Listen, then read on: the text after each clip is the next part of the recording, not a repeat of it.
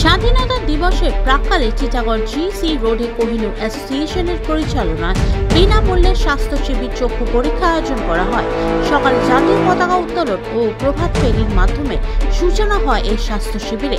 উপস্থিত ছিলেন পাতুলিয়া গ্রাম পঞ্চায়েতের কিশোর বৈশ্য, টিটাগড় পৌরসভার কাউন্সিলর বিষ্ণু সিং এবং আরও অন্যান্য বিশিষ্টজনেরা। এই স্বাস্থ্য শিবির নিয়ে পাতুলিয়া পঞ্চায়েতের কোহিনূর অ্যাসোসিয়েশনের ভূয়সী প্রশংসা করেন। টিটাগড় পৌরসভার কাউন্সিলর বলেন, এই অনুষ্ঠানের মূল উদ্যোক্তা সমগ্র স্বাস্থ্য শিবির নিয়ে সবিস্তারে আমাদের জানান। এই স্বাস্থ্য শিবিরের ঘিরে এলাকার মানুষ ব্যাপক উৎসাহ দেখা যায়। জিবাপির রিপোর্ট, আরজি সমাচার। আজকে আমাদের টিটাগড় কোহিনূর অ্যাসোসিয়েশনের পক্ষ থেকে health and eye check up camp হচ্ছে।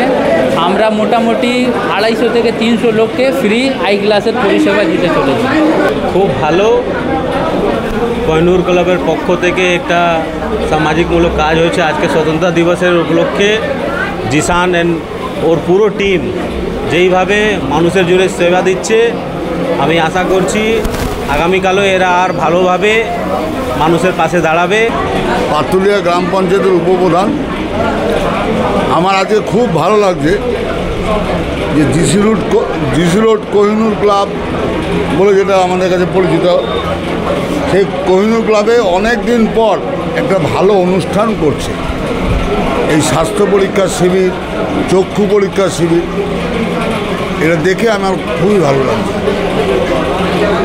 এরকমভাবে প্রতি বছর আবার কোহিনূর ক্লাব এগিয়ে চলুক, আমরা কোহিনূর ক্লাবের সাথে আছি, থাকব।